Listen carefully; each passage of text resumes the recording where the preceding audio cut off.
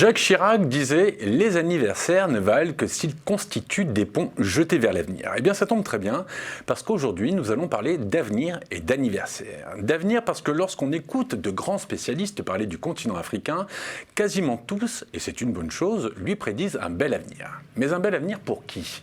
Pour les multinationales de l'énergie ? Pour de nouveaux partenaires étatiques ou pour la famille nombreuse d'un quartier populaire des grandes capitales que nous connaissons tous. Vous savez, cette famille qui voit ce qui se passe dans le monde et qui se dit « mais pourquoi pas moi ?» Mais attention, évitons les jugements hâtifs parce que sans trop m'avancer, je suis quasiment sûr que toutes les multinationales, sur qui il est très facile de taper, ont dans leur compte des dépenses prévues pour aider cette famille, en finançant les travaux de l'école ou de l'hôpital, en parrainant la construction du tout nouveau stade, en offrant des soins gratuits pour tout un quartier. Et les exemples ne manquent pas. Encore faut-il qu'ils sachent qu'elle existe, notre famille, qu'ils sachent où elle se trouve et de quoi elle a besoin. Et puis il se peut parfois que les subventions aient été attribuées aux mauvaises personnes. Alors comment faire ? Comment faire pour réunir tous ceux qui veulent un avenir pour l'Afrique ? Un avenir avec moins de pauvreté, avec encore plus d'enfants qui vont à l'école, avec des enfants mais aussi leurs parents qui accèdent à une nutrition saine, un avenir où les petites filles auront une place à la hauteur de ce qu'elles sont, et bien sûr un avenir dans un monde où il fera bon vivre, où l'environnement et la nature vivront en parfaite harmonie avec l'homme. Vous pensez que c'est trop ambitieux, voire même utopique ? Il y a un proverbe africain qui dit « Tout seul, on va plus vite, à plusieurs, on va plus loin ». Et c'est une réalité. C'est en réunissant tous ceux qui veulent agir que l'Afrique ira plus loin, ira vers son bel avenir. Mon invitée, elle, ça fait 10 ans. 10 ans qu'elle le sait. Ça fait 10 ans qu'elle porte haut la voix de l'Afrique. 10 ans aujourd'hui.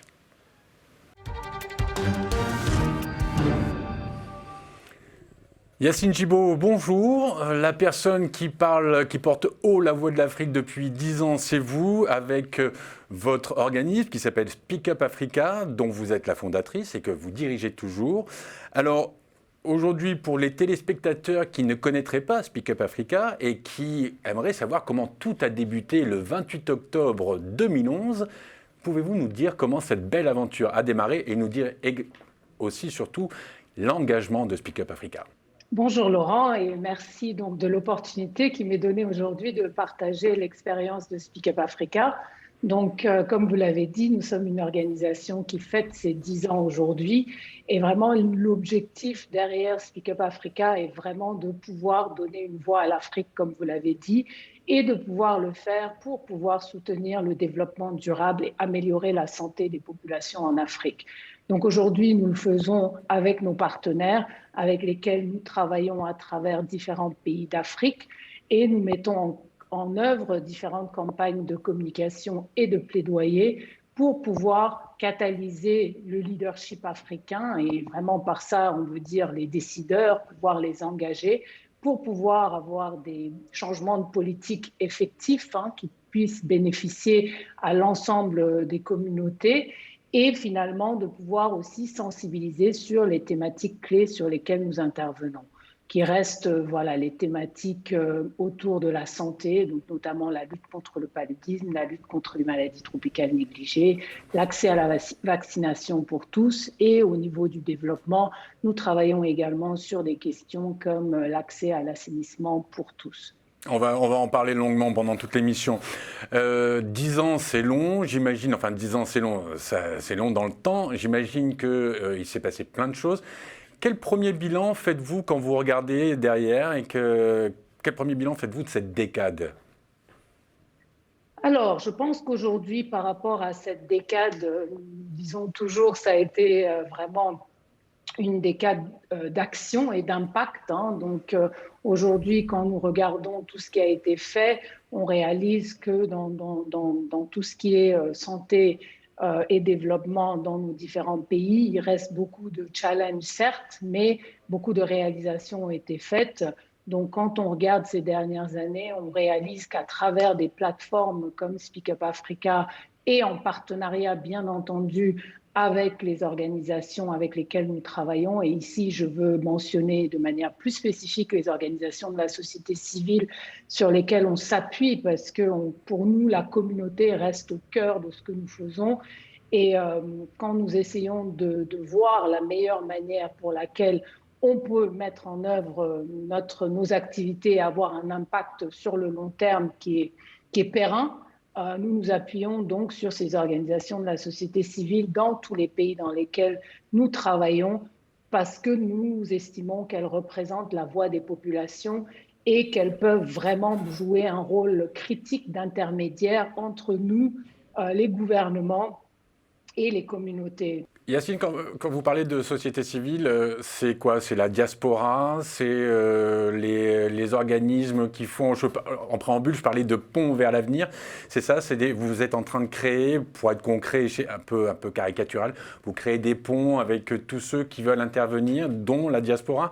Et là, ma deuxième question, c'est, vous parlez des pays. Quel pays à proprement dit? C'est plutôt l'Afrique francophone ou vous englobez toute l'Afrique, le Maghreb, l'Afrique du Sud? Comment ça se passe? Alors, donc, par rapport à la première question, quand on parle d'organisation de la société civile, c'est vrai que essentiellement, on travaille, nous, Speak Up Africa, avec des organisations de la société civile au niveau local. Donc, généralement, c'est des associations, c'est des organisations à base communautaire, mais nous travaillons également pour mobiliser les parlementaires, les maires et les leaders à travers justement ces associations et ces organisations à base communautaire. C'est vrai qu'au niveau de la diaspora également, nous travaillons avec beaucoup d'associations qui ont un intérêt particulier sur l'Afrique et sur le développement pour justement créer ces passerelles dont vous parlez, pour avoir un impact et une approche coordonnée qui nous permettent vraiment de mettre à contribution toutes les voix de tous les secteurs, donc au niveau de l'Afrique. Maintenant, par rapport aux pays de manière spécifique dans lesquels nous intervenons, nous avons des programmes essentiellement en Afrique de l'Ouest et en Afrique francophone, notamment au Niger, en Guinée, au Sénégal, au Burkina Faso, au Bénin, au Tchad, au Cameroun. Et nous travaillons également donc, au niveau régional, à travers des organisations comme l'Union africaine. Et là, c'est vraiment au niveau plus de notre activité de plaidoyer pour pouvoir nous assurer que les questions que nous défendons sont prises en compte dans les politiques au niveau régional également, en plus de l'action au niveau national et même au niveau sous-national que nous menons. Alors, Speak Up Africa, vous étiez en train de l'expliquer mieux que personne. Ce sont des combats au quotidien et actuellement, il y a un combat sur lequel vous travaillez énormément. Je ne dis pas que sur les autres, vous ne travaillez pas, mais celui-là, vous travaillez beaucoup dessus. Ce sont les maladies tropicales négligées. Alors, en préparant l'émission, j'ai vu que ça touchait 1,5 milliard de personnes, c'est-à-dire quasiment presque une personne sur 4, ça me semble colossal. Alors, les maladies tropicales négligées touchent énormément de personnes, comme vous venez de le dire, et sur ces personnes touchées, presque 40% donc, se trouvent en Afrique. Et pour nous, ce sont des maladies qui sont évitables et qui sont traitables et qui constituent beaucoup de handicaps pour les personnes qui sont atteintes de ces maladies. Yacine, je vous coupe juste une seconde, excusez-moi. Est-ce que vous pouvez juste nous décrire et nous définir clairement ce qu'est une maladie tropicale négligée? Donc, les maladies tropicales négligées sont des maladies donc, qui touchent essentiellement donc, les personnes qui vivent dans les zones rurales et les zones de pauvreté, comme on les appelle. Donc, ce sont des maladies comme l'onchocercose, la filariose lymphatique, qui sont des maladies qui peuvent apporter des handicaps importants, donc des déformations, de la cécité. Et donc, ce sont vraiment des maladies aujourd'hui qui posent un problème donc, au niveau de la vie de tous les jours des personnes qui sont affectées parce qu'elles ont ces handicaps souvent visibles qui ne leur permettent pas d'aller à l'école, qui ne leur permettent pas de pouvoir vivre pleinement leur vie au quotidien. Donc pour nous aujourd'hui à Speak Up Africa, il était important de pouvoir voir comment est-ce qu'on pouvait apporter notre contribution pour pouvoir nous assurer, surtout pour ces maladies pour lesquelles les médicaments sont disponibles, de pouvoir nous assurer que les populations ont accès à ces traitements préventifs, que les personnes qui sont atteintes puissent avoir les soins dont ils ont besoin pour pouvoir se soigner et pouvoir justement avoir la vie qu'ils ont le droit de mener et ne pas avoir honte par rapport à la maladie qu'ils ont, mais plutôt de pouvoir leur donner également les informations dont ils ont besoin, aussi bien pour eux que pour leur famille, pour pouvoir se prendre en charge. Yacine, quand je vous écoute, en même temps, je prends conscience, j'en avais un aperçu en préparant l'émission, mais je prends conscience du travail colossal que ça nécessite, de l'engagement, d'inciter les uns et les autres et d'agir. En plus, vous l'avez dit tout à l'heure, vous êtes sur une douzaine de pays, donc malheureusement, les maladies tropicales négligées ne sont pas que dans un pays, comme vous l'avez expliqué. La question que je me pose, c'est comment faites-vous pour concerner et impliquer le maximum de personnes sur un sujet aussi grave que les maladies tropicales négligées, alors qu'elles sont déjà toutes submergées par un autre problème mondial qui est le Covid ?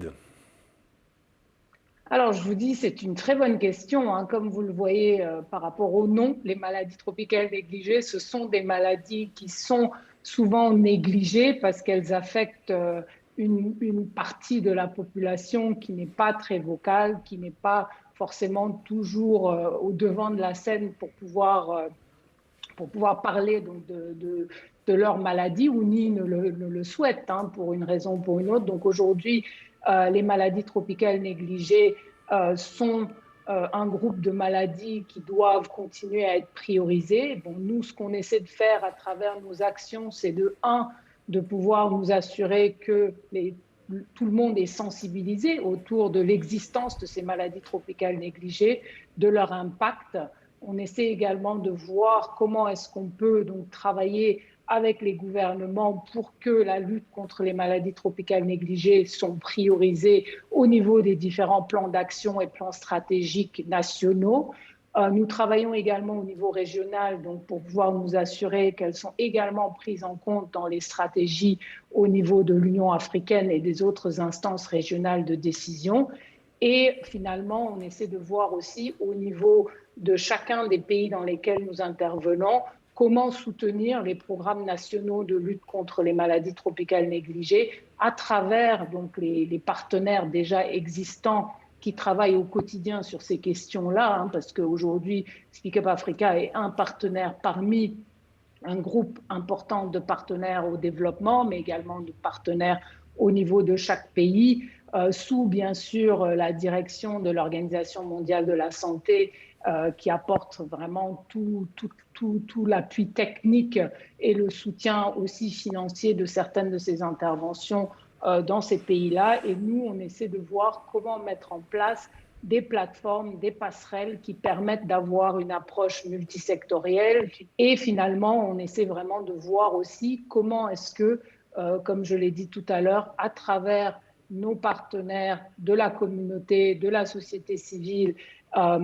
et des autres, comment mettre en place des campagnes pour pouvoir apporter le plus de ressources, parce que finalement, l'objectif aussi est de pouvoir apporter des ressources, que ce soit des ressources techniques, que ce soit des ressources financières, pour pouvoir permettre à ceux qui souffrent de ces maladies de pouvoir avoir une réponse à leurs problèmes et de pouvoir se soigner et ou soutenir les membres de leur famille ou de leur communauté qui souffrent de ces maladies.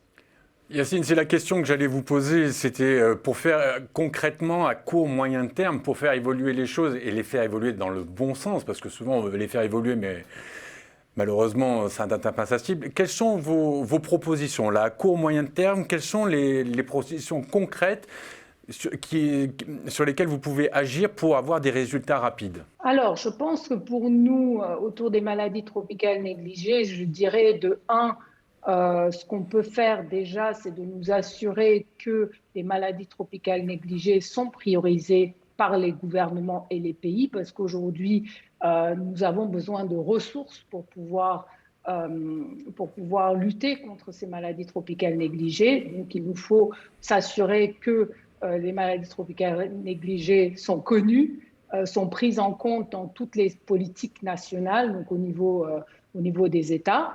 De deux, je pense qu'il faut vraiment pour nous que les populations soient sensibilisées par rapport aux maladies tropicales négligées, ce qu'elles sont et comment est-ce qu'elles peuvent se soigner et prendre en charge donc, ces maladies-là.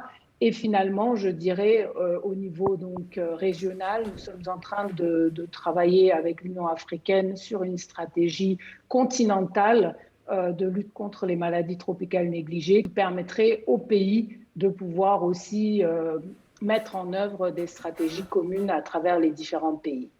Eh bien, ça tombe très bien, Yacine, parce que justement, là, si vous êtes d'accord, je vais vous proposer un reportage de la société civile. C'est en Guinée. C'est une association qui s'appelle la Société civile dit non au MTN, donc aux maladies tropicales négligées.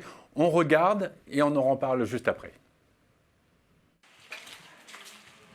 Journée particulière pour Salomon Dopavogui, vice-président de la coalition africaine. La société civile dit non aux maladies tropicales négligées.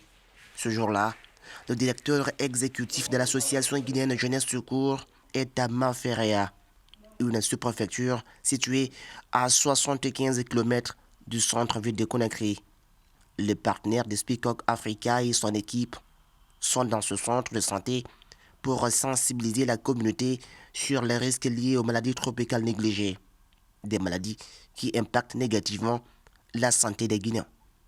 À ce jour, ces maladies sont à la base ou accentuent la pauvreté dans notre pays, dans la mesure où ces maladies sont des maladies handicapantes et cela fait que beaucoup de familles se retrouvent démunies.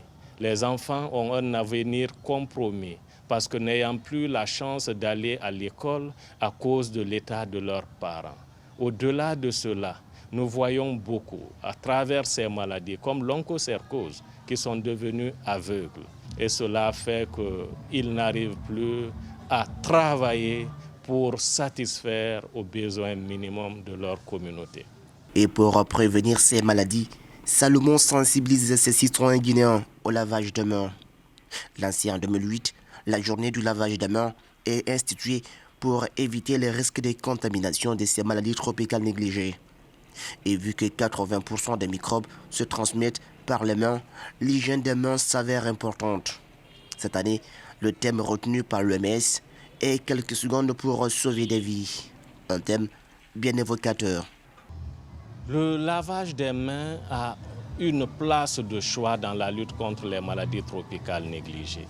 Parce que vous voyez, ces maladies tropicales négligées sont des maladies, comme je le disais, d'origine parasitique et bactérienne.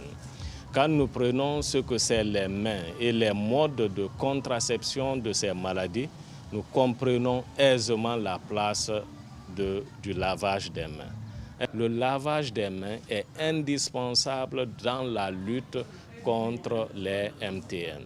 Seul paradoxe, en Guinée, nombre de personnes vivent sans accès à une eau potable. La bonne pratique de nettoyage des mains est donc difficile à appliquer au quotidien. Malgré ce constat amer, l'attention pour Salomon doit être portée à l'hygiène des mains.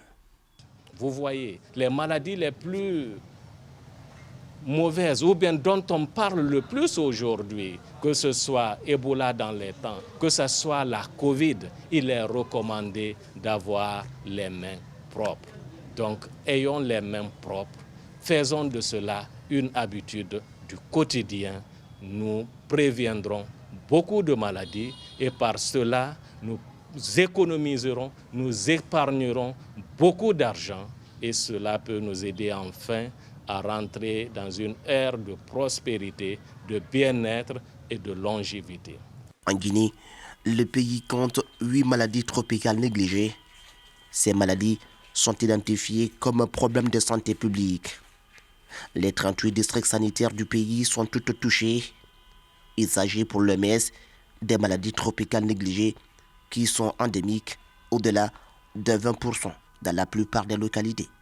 Yacine, quand on voit un reportage comme celui-ci, on se rend compte qu'en fait tout est lié, c'est-à-dire qu'il n'y a pas un cas isolé. Là, on parlait juste avant des maladies tropicales négligées.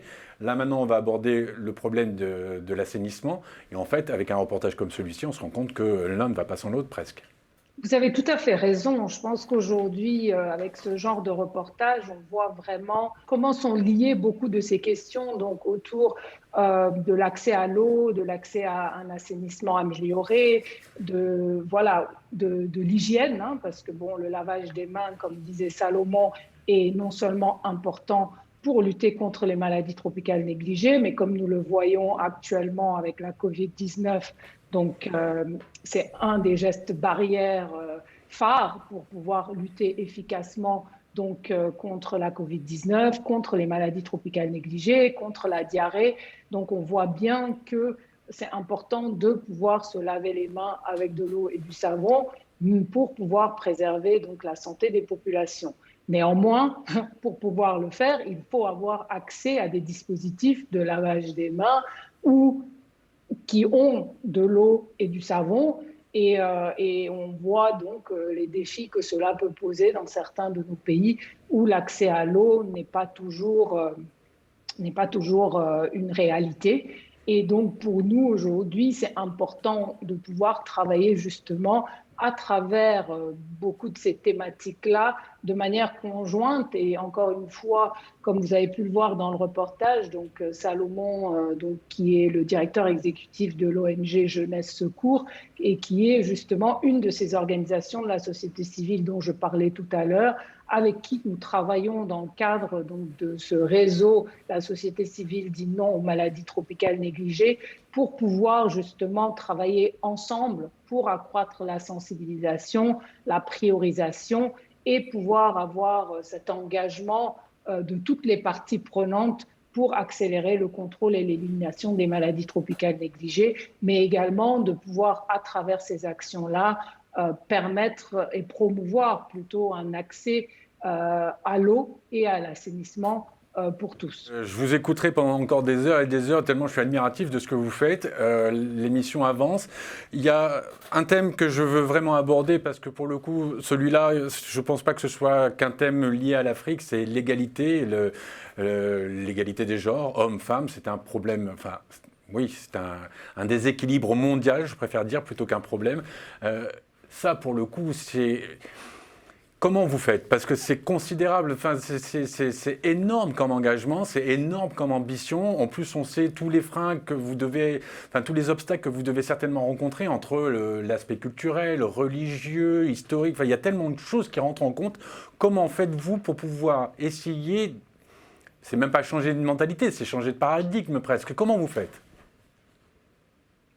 Très bonne question. Donc aujourd'hui, cette question est très importante, hein. Nous savons aujourd'hui qu'il est très important d'avoir la voix, la représentation des femmes et des hommes, hein, autour donc des différentes questions que nous traitons. Et c'est vrai que pendant longtemps, c'était une thématique qui était transversale dans le cadre de nos programmes, mais qu'on n'avait pas nécessairement identifiée de manière autonome, donc en tant que priorité. Et depuis quelques années, on a commencé cette réflexion pour voir un peu comment une organisation comme Speak Up Africa pouvait justement contribuer à cet agenda autour de l'égalité des genres. Et par rapport à ça, donc on a vraiment commencé à voir comment est-ce que on pouvait le faire, et on s'est dit qu'aujourd'hui, il était important de pouvoir soutenir les femmes et les filles à participer de manière plus active au processus de prise de décision autour des politiques de santé, pour qu'elles puissent prendre en compte justement les différences de genre et les sensibilités culturelles auxquelles elles font face. Et c'est dans ce cadre-là que nous avons donc lancé il y a quelques mois une toute nouvelle initiative, Voix essentielles, que nous mettons en œuvre dans 3 pays, donc le Sénégal, la Côte d'Ivoire et le Burkina Faso. Et ceci grâce à un partenariat technique et financier du Fonds mondial de lutte contre le sida, la tuberculose et le VIH et la Fondation Chanel. Et ce partenariat vraiment vise à soutenir et à stimuler les organisations de femmes et de filles qui œuvrent au niveau communautaire, hein, pour pouvoir travailler avec elles, pour qu'elles puissent contribuer de manière significative dans les espaces de prise de décision. que ce soit au niveau sous-national ou national ou même régional. Mais l'idée ici est vraiment de pouvoir coordonner et soutenir des organisations et des groupes qui ne sont pas aujourd'hui impliqués dans les différents mécanismes de prise de décision autour des programmes de santé.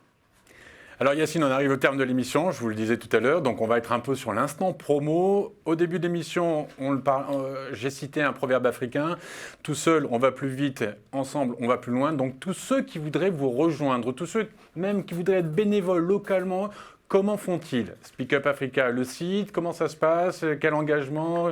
Est-ce qu'il faut signer pour 5 ans? Non, mais comment ça peut se passer si moi, demain, je veux venir et je veux aussi apporter ma pierre à l'édifice? Déjà, je voudrais commencer par vous remercier parce qu'un partenaire important pour Speak Up Africa, ce sont les médias. Le fait de pouvoir avoir des plateformes comme Télésud qui nous permettent de pouvoir sensibiliser autour de nos thématiques et de pouvoir donc toucher un grand nombre de personnes autour de ces questions est très important. Donc les médias sont vraiment un partenaire très important pour nous dans le cadre de la mise en œuvre de nos programmes et nos activités de plaidoyer. Pour nous contacter et nous soutenir, notre site web, nous avons notre site web, donc speakupafrica.org. On est également donc joignable via les réseaux sociaux, donc tous les réseaux sociaux, on peut être contacté à ce niveau-là. On a notre adresse email info@speakupafrica.org et vraiment on invite toutes les parties prenantes intéressées à se mobiliser autour de ces questions-là, de rejoindre notre mouvement parce que nous pensons vraiment que en travaillant ensemble, nous pouvons vraiment avoir des actions concrètes et un impact sur le long terme pour pouvoir avoir des réformes au niveau de la santé publique et du développement durable en Afrique. Yacine Djibo, merci beaucoup. Je le dis à nouveau, bon anniversaire. Alors, bon anniversaire, mais c'est vous qui nous avez fait un cadeau en étant présent avec moi dans cette émission. Merci beaucoup. Longue vie à Speak Up Africa. Et si vous voulez, on se retrouve dans 10 ans ou dans 5 ans? On se retrouve pour les 15 ans ou les 20 ans? Les deux? Écoutez, déjà, merci de l'invitation, Laurent. Ça a été un plaisir d'échanger avec vous. Et je dirais qu'on peut se retrouver dans 5 ans avec grand plaisir. Alors, je vous dis à dans 5 ans, longue vie à Speak Up Africa, continuez votre engagement, c'est vraiment un exemple pour tous. Merci beaucoup. Au revoir Yacine Djibo, merci beaucoup. Voilà, TLS Plus est terminé aujourd'hui. On se retrouve très vite pour un nouveau TLS Plus, vous avez l'habitude. Et d'ici là, comme d'habitude, continuez à vous informer en regardant Télésud. À très bientôt, au revoir tout le monde.